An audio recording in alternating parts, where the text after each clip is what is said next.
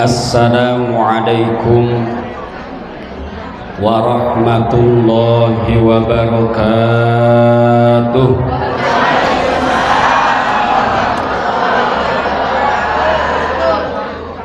Daun salam campur toge,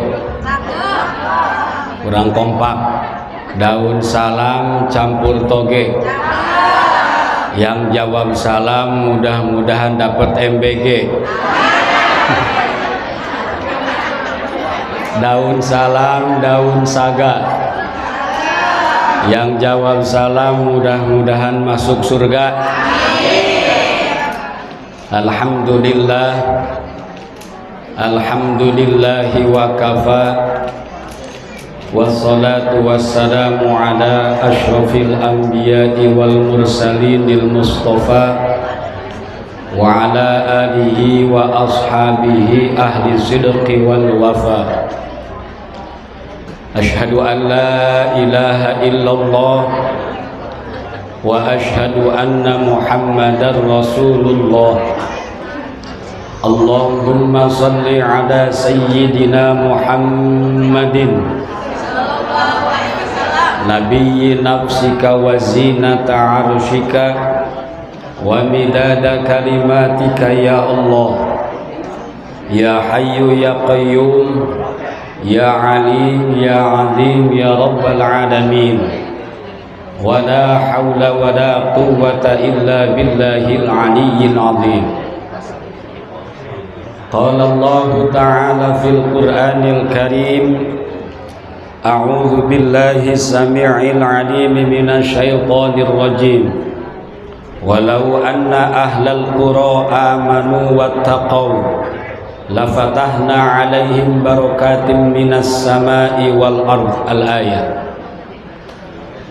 Wa qala an-nabiy sallallahu alaihi wasallam, man kana yu'minu billahi wal yaumil akhir falyukrim jarahu.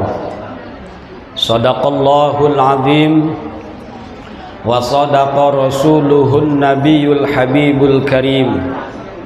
Wa nahnu ala dzalika minasy syahidin wa syakirin walhamdulillahi rabbil alamin.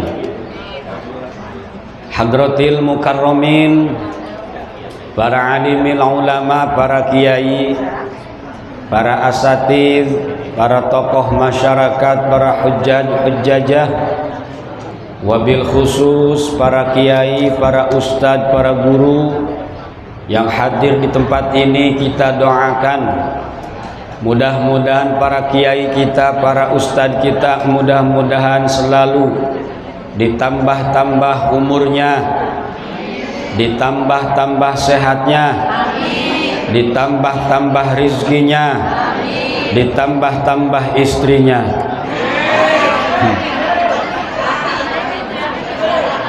Kemudian aparatur sipil, aparatur pemerintah baik sipil maupun militer, mulai dari yang terhormat Bapak Ketua RT, wabil khusus selaku penyelenggara ini Bapak RT Irman, kakanda saya, beserta jajarannya, seluruh ketua RT yang hadir, juga tidak lupa yang kami hormati Bapak RW, dan tadi yang memberikan sambutannya yang terhormat Bapak Lurah Banjarsari.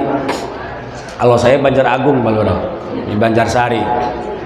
Kalau saya Pak Lurah Aan Banjar Agung.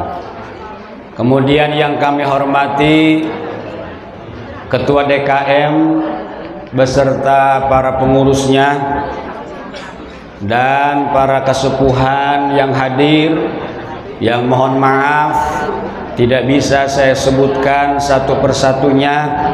Insya Allah tidak mengurangi rasa hormat dan takzim saya dikarenakan keterbatasan waktu dan tempat.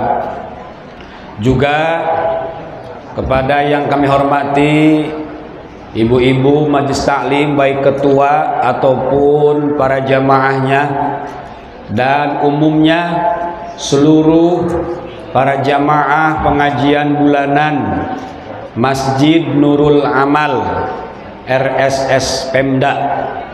Di Kota Serang, Kecamatan Cipocok ini umumnya semua yang hadir, baik bapak-bapak ataupun ibu-ibunya, mudah-mudahan setiap langkah kita dari rumah masing-masing ke tempat ini itu dinilai ibadah oleh Allah Subhanahu wa taala. Ini namanya RSS Pemda. Apa itu RSS-nya? Soalnya saya juga di Kelapa Gading sama namanya RSSSSS. Rumah sangat sederhana, sempit sekali, pas sedak-sedak. Itu rumah saya di sana, di Kelapa Gading.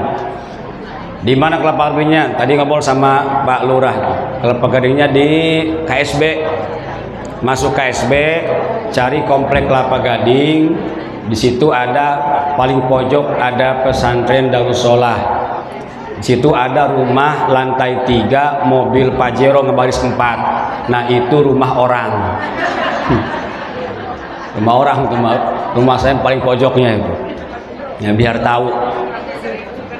Para hadirin kaum muslimin hadanallahu wa iyyakum ajma'in. Tidak indah bila pertemuan kita ini, pengajian kita ini tidak dimulai dengan rasa syukur dan memuji Allah. Maka kita puji Allah, kita bersyukur kepada Allah atas curahan nikmatnya pada hari ini. Yang terutama adalah nikmat iman, Islam, ihsan. Dan yang terasa oleh kita adalah nikmat sehat wal afiat, panjang umur. Sehingga pada waktunya kita masih bisa melaksanakan satu kewajibannya. Salah satu kewajiban yang sangat-sangat diutamakan sebelum ibadah adalah menuntut ilmu, adalah thalabul ilmi. Kewajiban yang paling utama dari Rasul, dari Allah, dikutip oleh para ulama adalah menuntut ilmu, telah kita laksanakan pada pagi ini. Kemudian sholawat serta salam semoga tetap tercurahkan kepada junjunan kita, Habibina wa syafi'ina wa maulana Muhammadin sallallahu alaihi wasallam, kepada para keluarga, para sahabat, para tabi'in, atbat tabi'in, dan mudah-mudahan kita selaku umatnya mendapatkan syafaatul uzmanya. Amin ya rabbal alamin. Saya terharu, pengajian di RS Pemda itu ternyata rame. Ini setiap ngaji segini ramenya ini ya, luar biasa.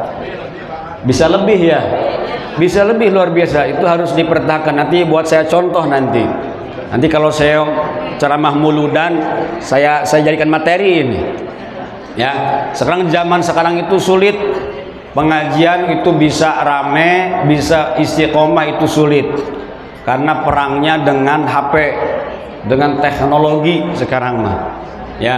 Dimana-mana ibu-ibu semangat ngajinya saya lihat. Tapi mudah-mudahan tidak seperti majlis taklim ibu-ibu di tempat saya.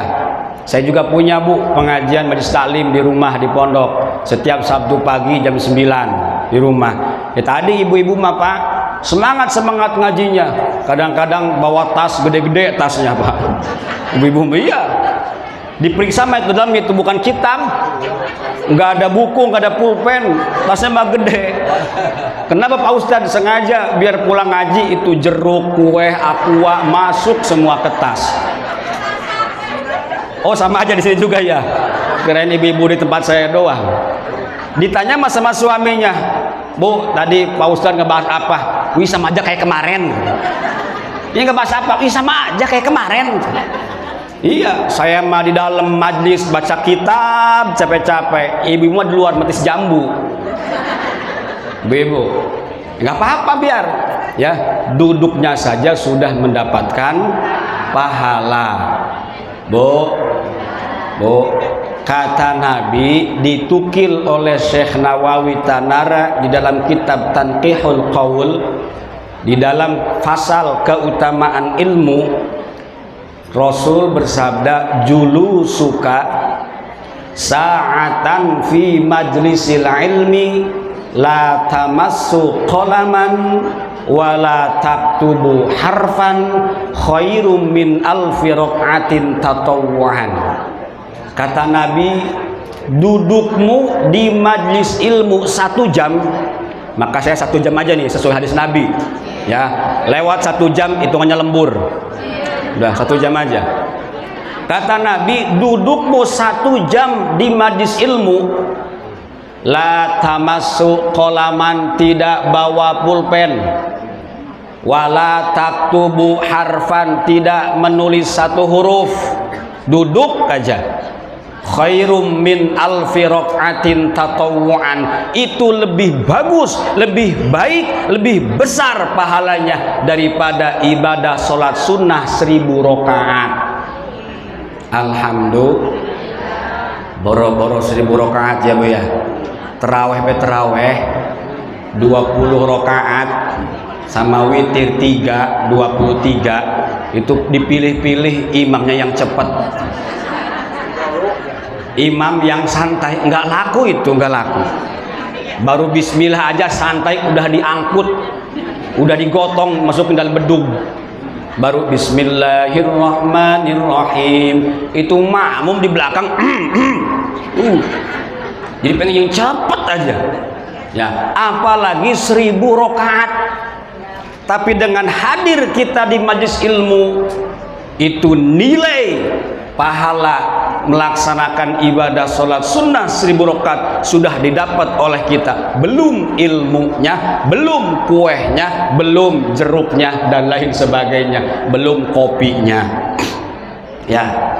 1000 rakaat. Pak Ustadz, saya mengajinya sambil ngantuk, wis nggak masalah, 1000 rakaat. Pak Ustadz, sambil update status, wis 1000 rakaat. Saya juga tahu nih pas ada yang update ini, bikin SW, penceramah Ustadz Peci Berem, pengajian bulan tulik, bikin status. Saya juga tahu, kelihatan. Dari mana? Dari kerudungnya miring kelihatan. Jangan dibenerin, ketahuan. Nggak apa-apa, 1000 rakaat. Kalau bapak-bapak mah, laki-laki mah sambil ngudud, sambil ngerokok ngajinya, 1000 rakaat Pak. Sambil ngopi, biasanya kalau bapak-bapak kan ngaji itu ngerokok, kopi, cari tihang atau tembok sambil nyender. Wih, dapat setengah jam tidur. 1000 rakaat buat pahala. 1000 rakaat. Tapi hati-hati, kalau bisa mah jangan sampai ngantuk, jangan sampai ngelamun ya, takut salah denger. Kayak ibu-ibu di tempat saya ngaji sambil ngantuk, salah denger. Kata Pak Ustadz, Bu-ibu, siapa istri yang mencium suaminya maka pahalanya sama dengan mencium Hajar Aswad. Salah denger karena ngantuk, pulang ke rumah kata suaminya, Bu, tadi Pak Ustadz ngebahas apa? Pak, kata Pak Ustadz, siapa istri yang mencium suaminya maka sama dengan mencium Haji Ahmad. Haji Ahmad di bawah-bawah. Itu karena ngantuk, itu salah denger. Awas ya. Jadi boleh kita pengajian tidak bawa pulpen, tidak bawa kitab, yang penting kita fokus. Kalau bapak-bapak biasanya itu kendala mau ngaji enggak jadi itu biasanya kalau masalah rokok. Mau ngaji datang ke majlis, ke masjid, enggak punya rokok sampai balik lagi enggak ngaji. Nah sekarang saya kasih tipsnya bapak-bapak. Kalau bapak ingin ikut pengajian ke masjid, ke majelis, tidak punya rokok, jangan pulang lagi, lanjutkan terus ngaji. Cuman datangnya paling akhir Pak. Datang paling akhir, salam paling kenceng. Ya, Assalamualaikum. Waalaikumsalam. Ya. Nah bapak lihat-lihat rokok siapa yang masih penuh. Ya, sambil dilihat, salam satu-satu, salam satu-satu.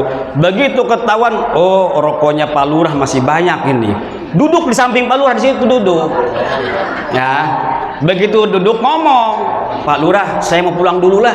Kenapa mau pulang dulu? Rokok saya ketinggalan di rumah. Udah jangan pulang, tuh rokok masih banyak.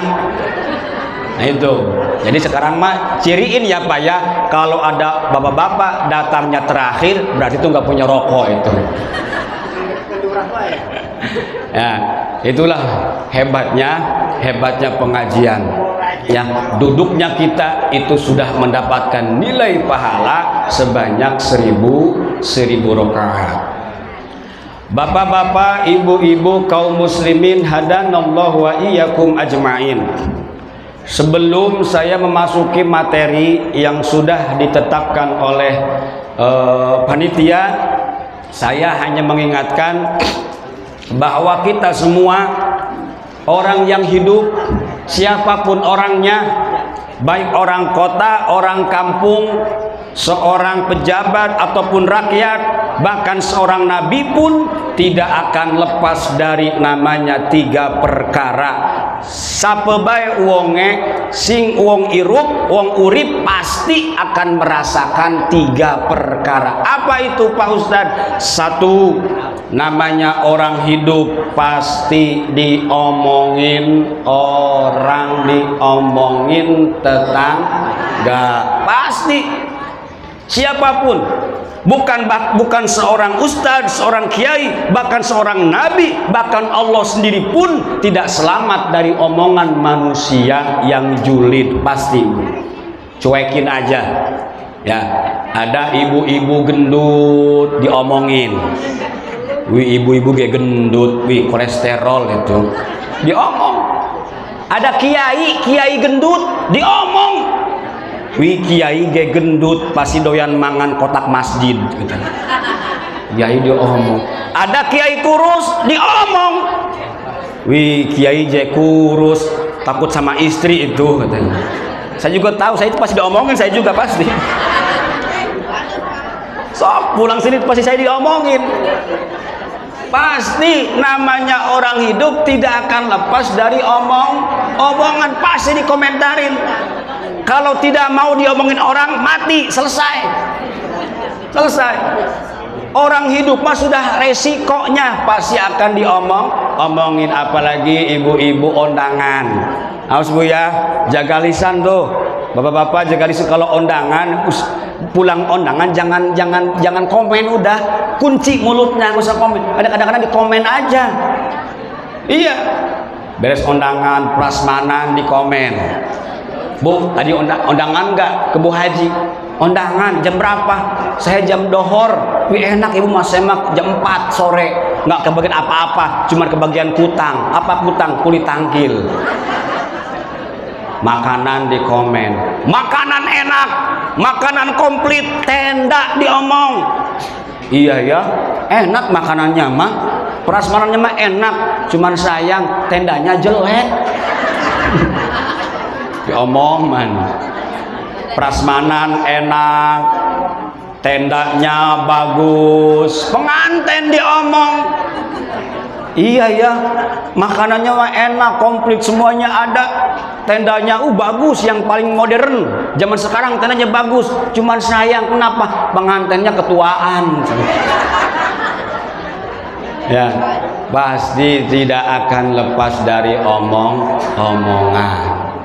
Ada satu kisah, seorang ulama, bahkan ada riwayat mengatakan itu adalah seorang nabi. Ada 2 riwayat, ada mengatakan itu adalah ulama, ada yang mengatakan seorang nabi, namanya Luqmanul Hakim. Luqman Hakim jalan dengan anaknya membawa seekor keledai. Keledai itu di bawah kuda, udah sekarang mah kuda aja lah. Membawa seekor kuda kecil masuk ke suatu kampung. Itu kuda, siapa namanya, Luqman naik kuda, sedangkan anaknya turun mendorong kuda. Masuk satu kampung, di komen sama warga. Kata orang kampung, lihat tuh, itu orang tua nggak beradab, enak-enakan naik kuda, anaknya mah masih kecil di bawah nuntun kudanya. Harusnya mah kebalik, anak kecil naik kuda, bapaknya turun. Ini kebalik, orang tua stres. Kata masyarakat, Kata Luqman, tuh nak, diomongin warga tuh, udah besok kita tukeran, kamu yang naik kuda, bapak yang turun nuntun kuda. Besoknya masuk kampung lagi. Begitu masuk kampung itu tetap dikomen, kata masyarakat, lihat tuh anak durhaka, anak durhaka, enak-enakan naik kuda, bapaknya udah tua malah ngedorong-dorong kuda, kurang ngajar itu anak. Kata anaknya, tuh pak, tetap diomong sama masyarakat. Kata Luqman, udah gini aja, kita berdua naik kuda, bapak naik, kamu naik, naik kuda aman, gak bakalan diomongin sama orang-orang. Naiklah berdua Luqman dengan anaknya, masuk satu kampung tetap diomong. Kata orang RSPMda, wih bapak anak pada stres, kuda kecil naik berdua, emang gak ada kerjaan itu stres. Kata Luqman, tuh nah gak bakal bisa, pasti diomong. Udah pak, besok mah aman pak, apa kita turun dua-duanya, kita dorong itu kuda, aman, tidak akan diomongin. Didorong itu kuda, Luqman turun, anaknya turun, kuda didorong tetap. Kata orang RSPMda, wih orang gila baru, punya kuda gak didorong. Udah pak, kata anaknya, besok mah kita gotong aja lah kudanya Tuman. Iya, tidak akan lepas dari omongan. Ya, maka teruskan saja. Biarkan omongan-omongan yang jelek, omongan-omongan yang buruk tidak perlu mempengaruhi keistiqomahan kita dalam melaksanakan kebaikan. Amin ya robbal alamin. Yang kedua, yang namanya orang hidup tidak lepas pasti akan merasakan namanya mati. Kullu nafsin dha'iqatul maut. Setiap yang bernyawa, setiap yang hidup pasti akan mati. Siapapun itu pasti akan mati. Pejabat akan mati, rakyat akan mati, presiden mati, RT atau komo RT, presiden aja mati, kiai itu nanti dulu lah lagi ngaji. Sekarang mati gimana ngajinya nggak beres. Semua pasti akan merasakan mati, ya pasti akan merasakan mati tanpa terkecuali. Mati itu nggak bisa pilih-pilih. Ah, mati mah, ajal mah hanya untuk yang tua, nggak mesti. Yang muda banyak. Kemarin banyak orang yang kecelakaan di motor, rata-rata anak muda.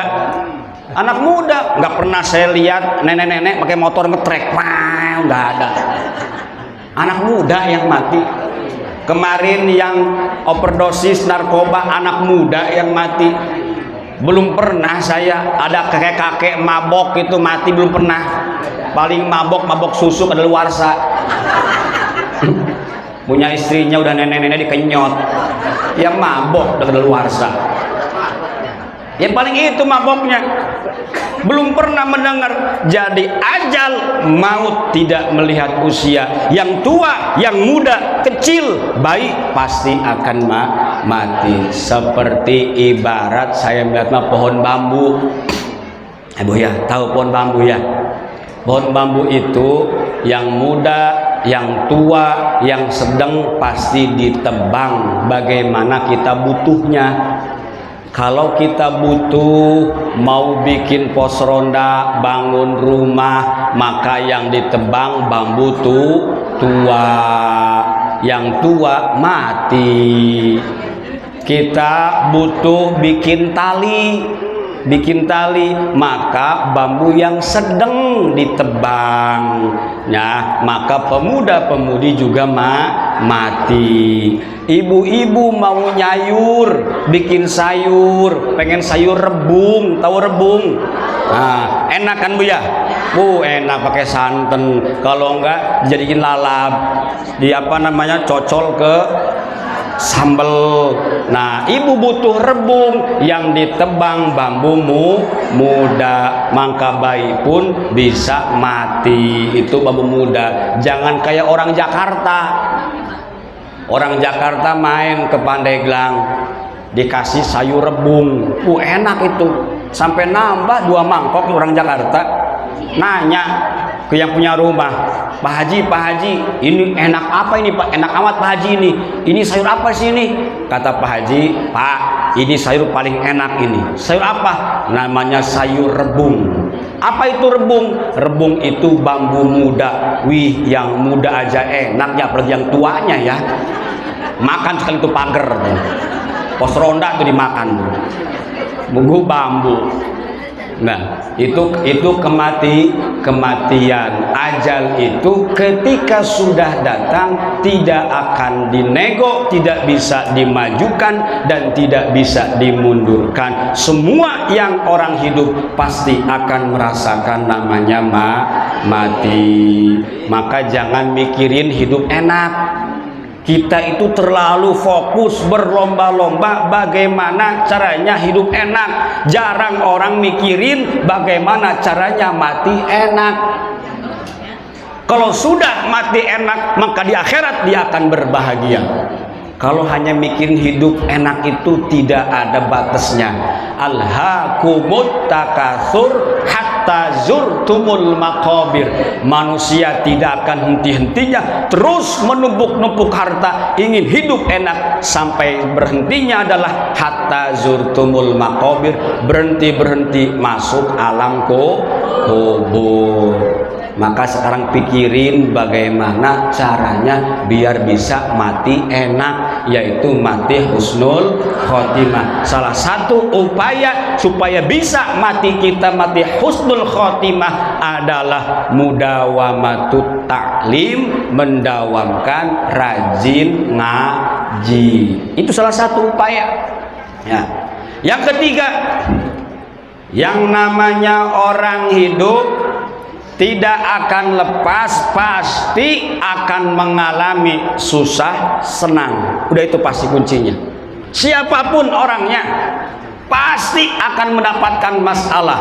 Jangankan pejabat rakyat, jangankan kiai ustadz sekelas nabi pun tidak akan lepas dari yang namanya masalah. Itu sudah sunnatullah. Semua yang hidup pasti punya masalah. Nggak mau punya masalah, mati beres. Kalau nggak mau punya masalah, ya kalau tapi kan kita sudah dikasih kuncinya. Ketika kita mendapatkan masalah kepahitan, maka kuncinya sabar. Ketika kita mendapatkan kesenangan, kuncinya syukur. Sudah dikasihkan, ya. Maka kalau kita lihat orang tua dulu, mohon maaf, kayak kelihatannya itu hidupnya bahagia-bahagia, hidupnya berkah-berkah. Ya, kerjaan cuman serabutan, kadang-kadang cuman kuli, kadang-kadang cuman petani, macul di sawah, tapi anak 12 keurus. Semuanya anak 12 jadi orang, nggak ada yang jadi bebek. Iya, orang tua dulu. Anaknya 10 jadi orang semua, nggak ada yang jadi meong. Jadi semua. Kenapa? Berkah. Karena berkahnya diamalkan kuncinya. Ketika mendapatkan kenikmatan, mereka syukur. Sekecil apapun itu nikmat, mereka syukuri. Ketika mendapatkan musibah, masalah, mereka sabar. Sebesar apapun masalahnya, mereka tetap sabar. Makanya hidupnya pada berkah. Ya, berkah-berkah. Beda dengan zaman sekarang. Keberkahan mulai Allah ambil. Sedikit keberkahan. Mana bukti tidak berkah? Tidak berkah mah adalah banyak terasa kurang, sedikit apalagi. Kerja puntang panting, berangkat ba'da subuh kerja, maghrib baru pulang puntang panting, ninggalin kewajiban, ninggalin ngaji, ninggalin sholat, digaji sebulan cuma 4 juta. Saya pernah reunian teman-teman SD. Bu, pada pakai seragam. Ada yang kerja di PLTU, ada yang kerja di kantor, di dinas segala macam. Bawa mobil bagus-bagus. Reunian biasa. Kamu sekarang kerja di mana? Di Anu. Berapa gajinya? 4 juta. Kamu di mana kerjanya? Di Anu. Berapa gajinya? 5 juta. Kata saya, Masya Allah, kamu sebulan digaji 5 juta, ninggalin sholat, ninggalin ngaji, ninggalin zikir, ngorbanin kewajiban kepada Allah, sebulan digaji 5 juta. Iya, 5 juta mas saya mah gak usah sebulan, pulang dari sini dapat 5 juta mas saya. Bukan nyinggung. Iya, maka rugi. Orang hanya mengharapkan kenikmatan, kesenangan di dunia sampai lupa meninggalkan kewajiban. Bahkan Imam Ibnu Athaillah As-Sakandari di dalam kitab Hikam menyinggung kita semua. Ketika saya baca, saya tersinggung. Bagaimana Anda memikirkan, merenungkan, mengusahakan sesuatu yang telah Allah jamin, sedangkan Anda melupakan sesuatu yang Allah butuhkan. Mana yang Allah jamin adalah rezeki. Rizki sudah Allah jamin, kadang-kadang masih kita pusingkan. Sedangkan sholat, ngaji itu kewajiban yang Allah tuntut, kadang-kadang kita lupakan. Maka celakalah, kata Ibnu Athaillah, orang yang seperti itu banting tulang, meninggalkan kewajiban. Maka yang benar kata Nabi, i'mal lid dunyaka ka'annaka ta'ishu abadan wa'mal li akhiratika ka'annaka tamutu ghadan. Silahkan engkau beramal untuk duniamu, silahkan banyakkan harta, banyakkan mobil, banyakkan rumah, banyakkan istri, jangan pusing dengan istri mah, silakan. Tapi ingat, jangan engkau tinggalkan kehidupan akhirat seolah-olah engkau akan mati besok. Kita bekerja untuk dunia seolah-olah kita hidup selamanya, biar kita semangat. Ketika kita beribadah, ingatlah akhirat seolah-olah kita akan mati besok. Ya, ketika sholat dohor, ya Allah, mungkin ini sholat dohor terakhir, mungkin saya besok nggak ketemu dohor, maka sholat jadi khusyuk. Ketika kita ngaji hari ini, ya Allah, mungkinkah ini pengajian saya terakhir, mungkin minggu depan, bulan depan saya udah nggak bisa ngaji lagi. Itu urusan akhirat. Bayangkan seolah-olah kita akan mati besok. Ya, maka imbang silakan. Urusan dunia boleh diraih, urusan akhirat tidak boleh ditinggalkan. Kaum muslimin hadanallahu wa iyyakum ajma'in. Kita kembali ke materi Masjid Nurul Amal, pengajian bulanan RT 04 RW 13, membangun lingkungan yang harmonis melalui akhlak bertetangga. Minggu 9 Agustus 2026, 25 Safar 1448 Hijriah, bersama siapa itu? Saya kenal itu. Oh, sama pesinya agak beda dikit pesinya. Awas itu ya, panitia, habis acara bekasnya dimanfaatin. Iya, jangan kayak orang Cibaliung. Saya ceramah ke sana, minggu depannya ceramah lagi kampung sebelahnya. Saya lihat itu baleho saya dipakai kurung kamar mandi.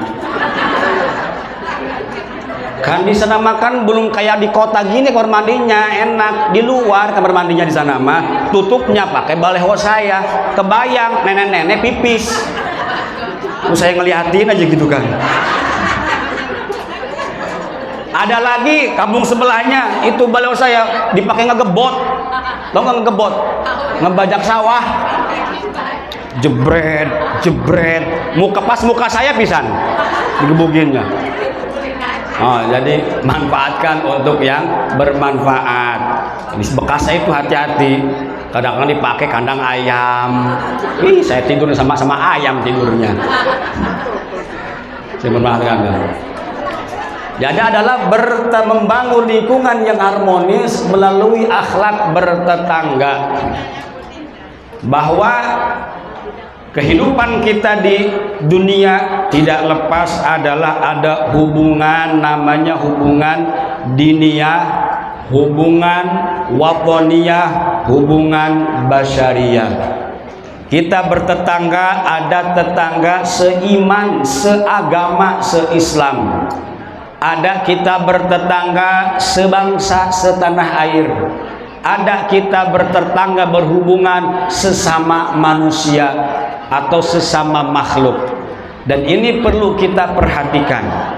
Yang paling pertama, akhlak kita, hak tetangga kepada kita dan kewajiban kita kepada tetangga. Yang pertama adalah idzasta'ana a'antahu. Ketika tetangga punya kebutuhan, membutuhkan pertolongan, a'antahu, segeralah tolong tetangga tersebut. Yang nomor pertama adalah harus saling tolong menolong, harus saling bahu membahu. Ketika di masyarakat, di tetangga kita terjadi sesuatu, bukan orang Pandeglang yang menolong pertama, bukan saudara yang di Jakarta yang menolong, pasti adalah tetangga yang terdekat dahulu. Maka kata Nabi, hak yang harus didahulukan adalah tetangga yang pintunya paling dekat dengan kita. Itu adalah wajari dzil qurba. Di dalam fikih itu dinamakan wajari dzil qurba, tetangga yang pintunya lebih terdekat, terlihat oleh kita. Berarti kalau di komplek mah depan, kiri, kanan. Mana belakang nggak kelihatan kompleknya ya. Kalau di kampung makan muter, depan, belakang, kiri, kanan. Itulah tetangga yang harus wajib kita didahulukan. Ketika mereka butuh pertolongan, ada apa-apa, langsung segera. Ya. Kedua, wala tu'adzi, tidak boleh menyakiti tetangga, hukumnya haram. Dosa. Ulama fikih sepakat, orang yang menyakiti tetangganya hukumnya dosa, tidak akan masuk surga. Kata Nabi, la yadkhulul jannata man la ya'manu jaruhu bawa'iqahu. Tidak akan masuk surga. Surga diharamkan bagi orang yang tetangganya tidak merasa aman dengan kejahatannya. Na'udzubillahi min dzalik. Julid bejulid. Tetangga beli parabola, dianya beli paramek. Tetangga naik mobil baru, dianya naik ambulan. Tetangga beli TV, dianya yang marah-marah. Julid terus. Tidak boleh. Kita doakan. Ada tetangga beli mobil baru, doakan, alhamdulillah ya Allah, terima kasih tetangga saya kebeli mobil baru. Mudah-mudahan kalau saya butuh bisa minjem. Bisa saling. Gitu. Yang beli mobil juga begitu. Alhamdulillah ya Allah, saya diberikan nikmat, diberikan rizki, bisa kebeli mobil baru. Mudah-mudahan mobil ini tidak memberikan fitnah, menjadi iri untuk tetangga-tetangga saya. Mudah-mudahan ini mobil bisa bermanfaat untuk tetangga saya. Gitu. Jangan pelit lagi yang punya mobilnya. Wih, pelit dikurung terus. Ada kucing lewat bagian ditendang, takut lecet katanya. Ini kebina-bina ya. Ya, harus saring, tidak boleh menyakiti, haram. Bahkan hadis yang lain mengatakan wallahi 3 kali Nabi. Wallahi la yu'minu. Wallahi la yu'minu. Wallahi la yu'minu. Demi Allah, bukanlah orang yang beriman. Demi Allah, bukanlah orang yang beriman. Demi Allah, bukanlah orang yang beriman. Man la ya'manu jaruhu bawa'iqahu. Siapa kata sahabat? Kata Rasul adalah seorang tetangga yang tetangga sekitarnya merasa tidak aman karena tingkah laku dan ucapannya, terutama ucapan. Bu ya, Bu, hati-hati, harus jaga ucapan. Tidak boleh asal ngomong. Haram hukumnya menyakiti tetangga kita. Ketika punya rezeki, kita memasak, dahulukan tetangga terdekat yang pintunya nempel dengan mata kita. Ini mah di RT 02 ada tetangga nganterin ke RT 08 umpama. Itu bukan seperti itu kata Nabi. Ketika engkau masak, contoh Nabi Ibrahim, kalau masak itu, kalau ibu masak tercium sama tetangga wanginya, buruan banyakin airnya. Masak umpama masak daging, wangi, jangan pelit. Masak daging wangi, kecium, wih wangi amat, pahit. Biar enggak pengen. Kalau tercium ke tetangga, maka buruan banyakin airnya biar bisa kebagian tetangga. Seperti Nabi Ibrahim. Nabi Ibrahim prinsipnya setiap masak nyuruh ke istrinya Siti Hajar dan Siti Sarah apa? Boneka cantik dari India, dagingnya sedikit, China satimba. Itu ada yang ngerti? Ya, orang Sunda mah harus ngerti. Orang Sunda mah boneka cantik dari India, daging nasaetik, China satimba. Apa? Biar tetangga kebagian. Nabi Ibrahim setiap masak naik ke gunung, teriak, hei tetangga, siapa yang belum makan? Siapa yang mencium masakan saya? Hari ini saya tunggu di rumah. Yuk kita makan bareng. Ada di sini kayak gitu, ada enggak? Ada enggak? Enggak ada. Yang ada bang ngumpet. Enggak ada. Tercium masakan kita sama tetangga, buru-buru, ibu-ibu, bapak-bapak, siapa yang mencium masakan saya, sini datang, kita makan bareng-bareng di rumah saya, bacakan. Kata Nabi, orang tersebut adalah orang yang akan pertama masuk surganya tanpa hisab. Amin ya robbal alamin. Anterin ya, anterin tetangga. Iya, itu cara masaknya. Kedua, kata Nabi, man kana yu'minu billahi wal yaumil akhir falyukrim jarahu. Siapa orang yang ngaku iman kepada Allah, ngaku iman kepada hari akhir, ciri pertama orang itu punya iman adalah falyukrim jarahu. Orang tersebut selalu memuliakan tetangganya. Tetangga mau hajatan, pastikan masang tenda, masang panggung. Pak Ustaz, sekarang kan ada gedung, udah senyawa gedung, itu bagi yang mampu. Ini mah tetangga kitanya pas-pasan, dikasih sama besannya, uangnya cuman buat prasmanan doang. Maka masalah tenda di rumah, panggung di rumah. Memang di dalam fikih, dalam fasal akad suluh, namanya fasalan fisulhi, akad suluh, akad perdamaian antara tetangga. Asalnya Bu, itu harus izin ya. Setiap orang yang memasang tenda di jalan utama itu harus minta izin. Ke siapa? Ke gang tersebut izin dulu. Ada berapa rumah tuh? Ada 10 rumah izin. Oh sekarang ada RT, ada RW, boleh ke Pak RT datang. Pak RT, saya mau nikahin anak saya. Kata Pak RT, oh kirain ibu lagi yang mau nikah lagi. Bukan saya udah 4 kali nikahnya. Ini mah anak saya mau nikah. Mau nikah iya, kapan? Minggu depan. Saya izin Pak RT, Pak RW, saya mau masang tenda sama panggung, jadi jalan mungkin terganggu. Oh boleh silakan. Kalau enggak izin, dosa. Kalau ibu masang tenda menghalangi jalan orang tanpa ada izin, hukumnya haram, ibu berdosa. Wajib ibu akan suluh bayar ke setiap rumah itu, bayar denda. Wajib. Nggak izin lagi, tiba-tiba masang tenda, tetangga di pinggir nggak diajak ngobrol. Boro-boro RT yang jauh, tetangga pinggir pun nggak diomongin bahwa besok saya mau hajat, diem baik, masang tenda, ngeganggu jalan. Hukumnya dosa, haram. Orang tersebut wajib akan suluh, musyawarah, bayar denda ke tiap rumah. Berapa sepakatnya? 100.000 bayar per rumah, 100.000. Itu dalam ketentuan fikih, namanya akad suluh.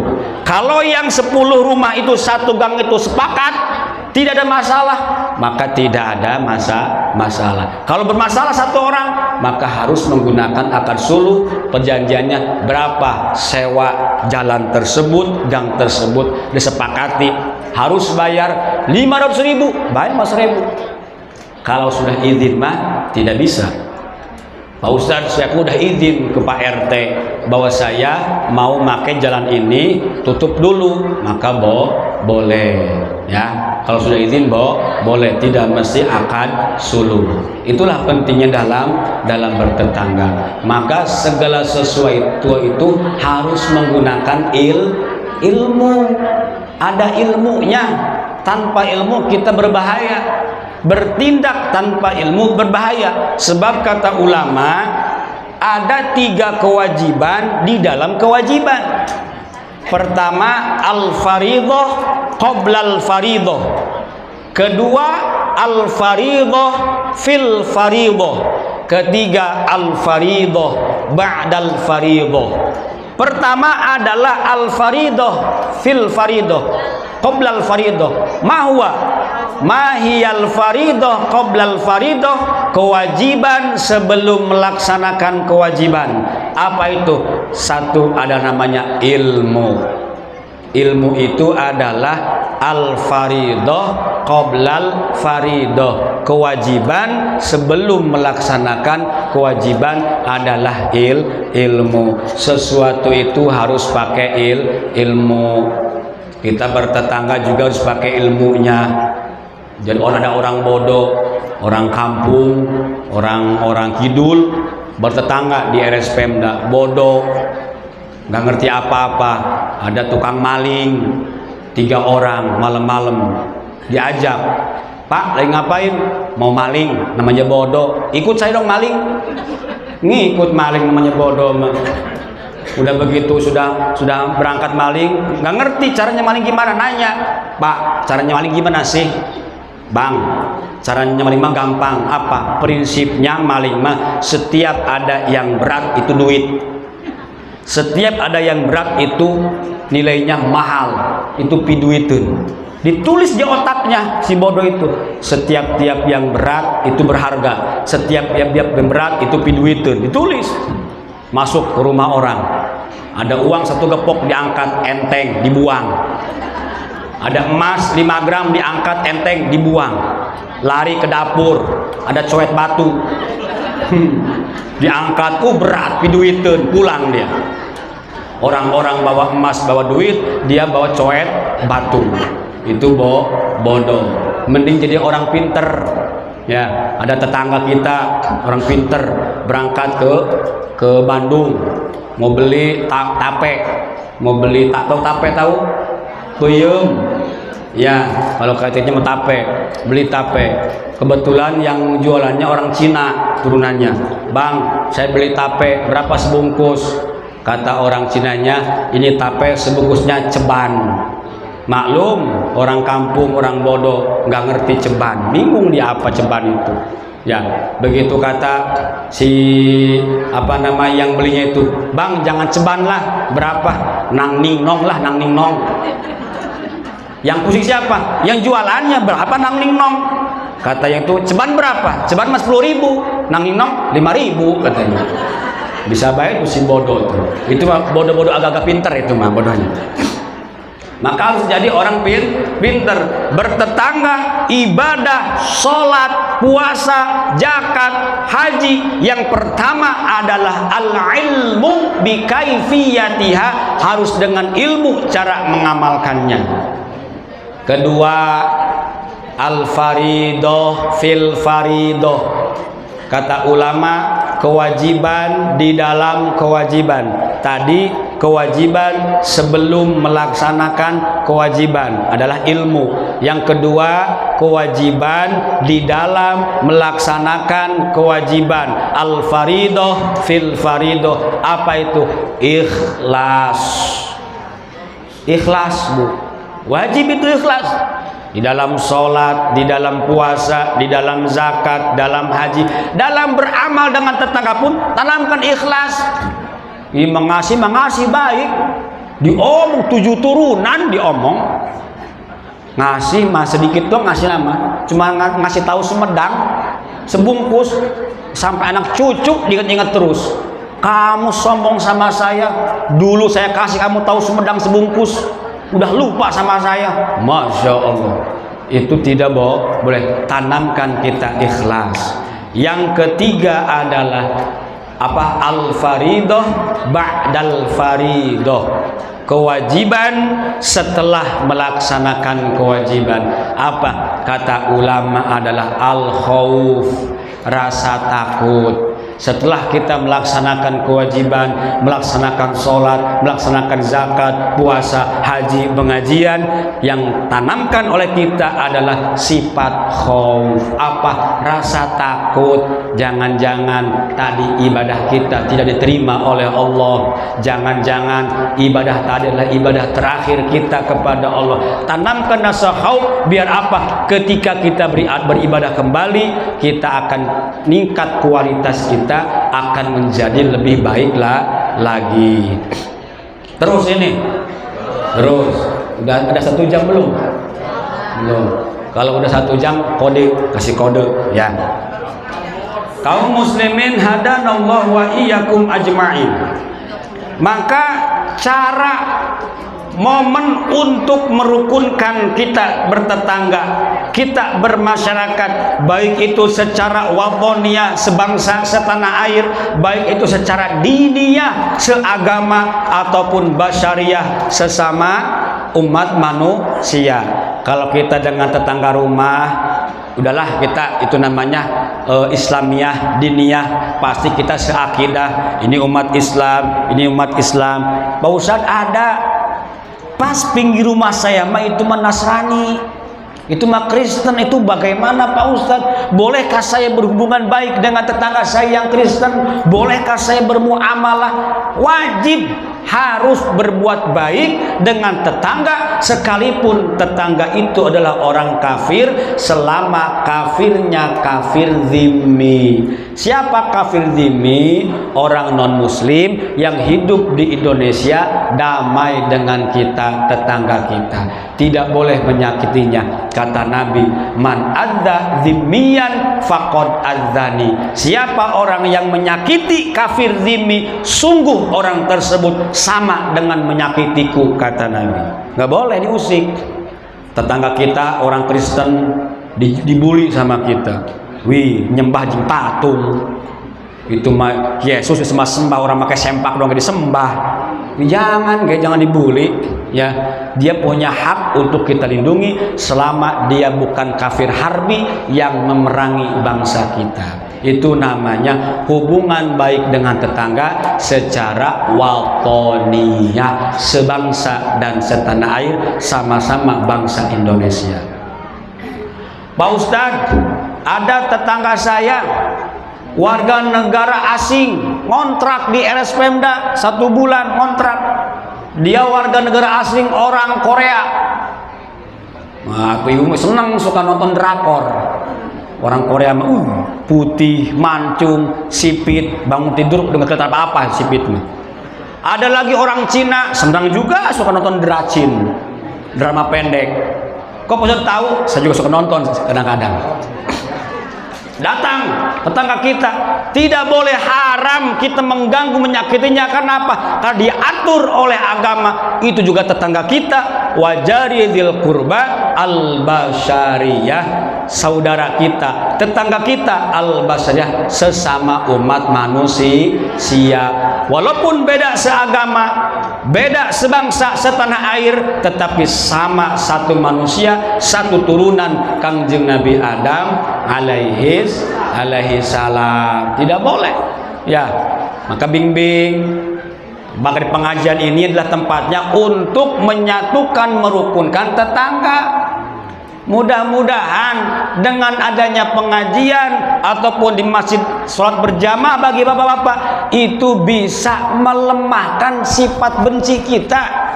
Tadinya kesel sama tetangga, ini nih ngeselin aja nih, anulah buang sampah sembarangan, tiap malam berisik terus. karena nggak tahu dirilah, maka insya Allah di pengajian maka ketemu itu akan luluh. Bapak punya musuh, kesel beda politik.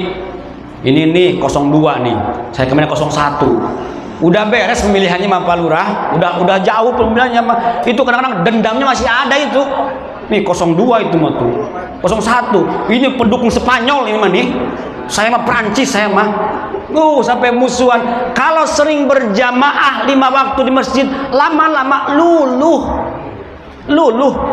Tadinya kesel ketemu di masjid berjamaah, luluh. Ibu kesel sama tetangganya, sering kumpul di pengajian, luluh. Itulah keutamaannya pengajian. Selain pahala yang luar biasa, ada ilmu yang kita raih, juga kita bisa meluluhkan hati kita yang keras. Yang paling mahal adalah ilmu daripada itu sendiri. Karena dengan ilmu semuanya mudah, tidak dengan ilmu hidup tidak terarah. Ada orang tidak berilmu, orang bodoh tidak terarah.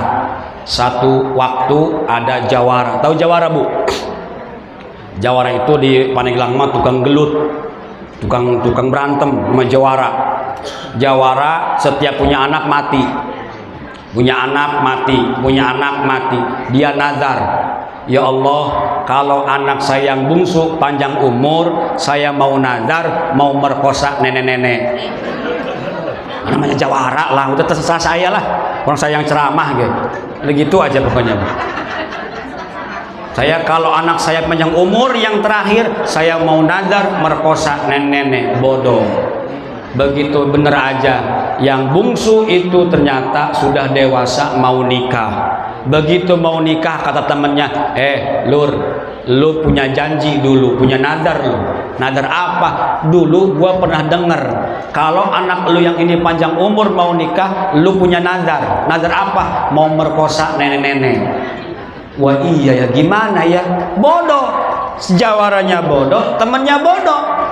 Wajib lu, padahal nazar untuk maksiat hukumnya haram, tidak boleh dilaksanakan, kecuali nazar untuk kebaikan wajib. Nazar kalau saya keterima PNS saya mau mabok, haram nazarnya. Nazar kalau anak saya terima kuliah saya mau judi, haram nazarnya. Kalau nazar untuk kebaikan wajib melaksanakannya. Pak Ustadz, saya punya nazar kalau anak saya keterima kerja di ANU, saya mau nazar puasa 3 hari, wajib hukum puasa 3 hari. Pak Ustadz, saya punya nazar kalau bapak saya sembuh dari penyakit, saya nazar mau sedekah anak yatim, wajib hukum sedekahnya. Kalau nazar untuk kebaikan hukumnya wajib, kalau nazar untuk kemaksiatan hukumnya haram dilaksanakan. Karena bodoh dilaksanakan sama jawara tadi. Nyari ke Pemda, nyari nenek-nenek, ketemulah nenek-nenek bawa tongkat. Kata si jawara tadi, Nek sini Nek. Apa sih jawara? Sini Nek. Udah deket di sliding, terjadilah pemerkosaan. Dapat 1 bulan itu si jawara ngelamun, panik. Gimana kalau tadi si neneknya ngidam? Gimana kalau nenek tadi hamil, pusing saya gimana? Lagi mikir pusing tersebut, tiba-tiba datang nenek tadi pakai tongkat.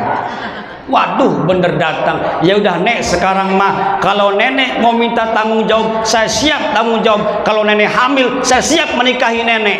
Kata si nenek tadi, enggak, katanya jawara, saya mah cuma mau ngomong, kalau ada yang mau nadar lagi, sini ke nenek aja. Wih, keenakan tuh si nenek. Ya, maka tidak boleh jadi orang bodoh. Cukup sekian dari saya.